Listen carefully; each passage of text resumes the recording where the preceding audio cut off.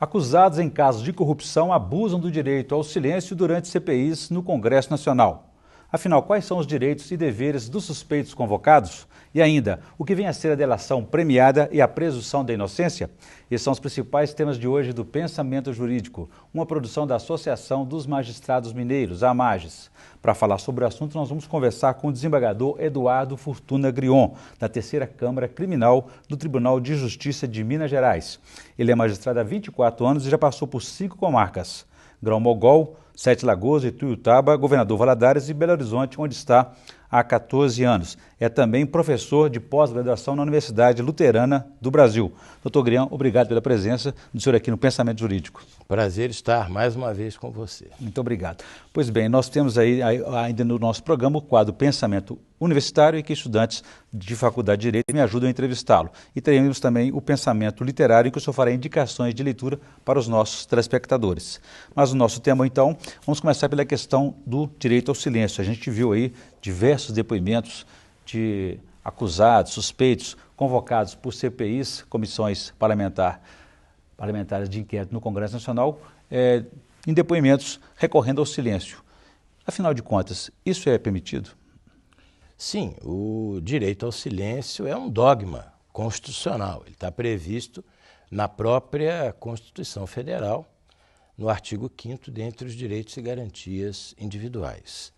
E esse é o sistema democrático, o Estado democrático de direito exige que o investigado ou acusado ele tenha o direito de estar silente, de não se autoincriminar. Quer dizer que o dever dele é comparecer, se apresentar para o depoimento, mas pode se negar a falar. Sim, ele não pode influir na colheita da prova, fraudar a colheita da prova, ameaçar testemunhas. Isso ele não poderá fazer sob pena de ser preso preventivamente ou preso processualmente.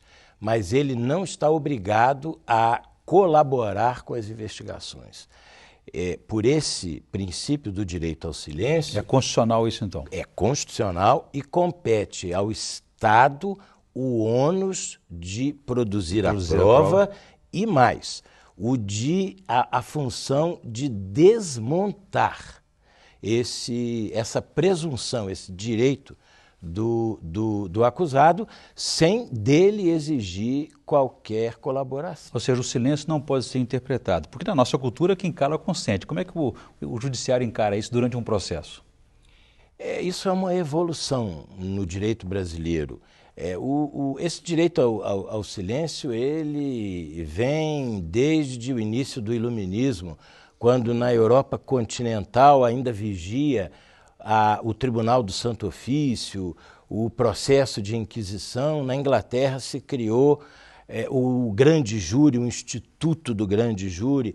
Já se tratava o acusado como um gentleman, já se permitia a ele o direito ao silêncio, o direito à não autoincriminação, e isso veio como uma evolução nas legislações ocidentais. Essa herança é britânica ou é norte-americana? Porque a gente vê não, essa herança é britânica. A gente vê nos filmes norte-americanos sempre aquela situação, claro. O policial dizendo que você tem o direito ao silêncio, né, e tudo que for dito pode ser usado. Mas a alvorada desses direitos do acusado, elas estão na Inglaterra.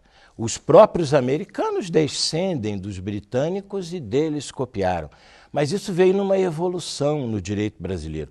O nosso Código de Processo Penal, que é de 1941, é uma época de ditadura, a ditadura de Vargas, já permitia o direito ao silêncio, mas estabelecia lá que, todavia, esse silêncio poderia ser interpretado como um prejuízo à defesa. Com o advento da Convenção Interamericana de Direitos, mais conhecido como o Pacto de San José da Costa Rica, ao qual o Brasil aderiu, se estabeleceu que o réu tinha o direito a não confissão. E daí o Código de Processo Penal foi alterado no Brasil para estabelecer que o silêncio do acusado não importa confissão e, ainda mais, também não pode ser interpretado em seu prejuízo. Assim se aperfeiçoou o princípio constitucional previsto lá. Além de ser uma herança britânica, também é fruto de um tratado internacional. Mas tem seus limites, porque a gente vê que no caso da lei seca essa coisa está mudando um pouco mais. Veja, a lei fala do direito ao silêncio.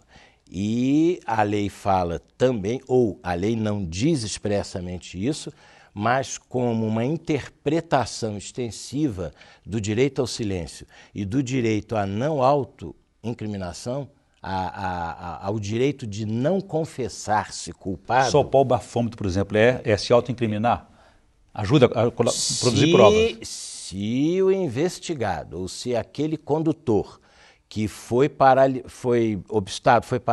numa blitz para fiscalização, entender que soprar o bafômetro poderá incriminá-lo, poderá dar ao Estado a prova que o Estado precisa para condená-lo, ele terá o direito à não autoincriminação. Será uma decisão dele, porque compete ao Estado buscar o ônus de buscar a prova sem contar com a colaboração do investigado. O direito ao silêncio pode ser definido como uma decorrência do direito à presunção da inocência? Sim, sim. Que vem a ser essa presunção da inocência? Eu nem gosto muito desse termo presunção. Eu não preciso, você não precisa que ninguém nos presuma inocentes.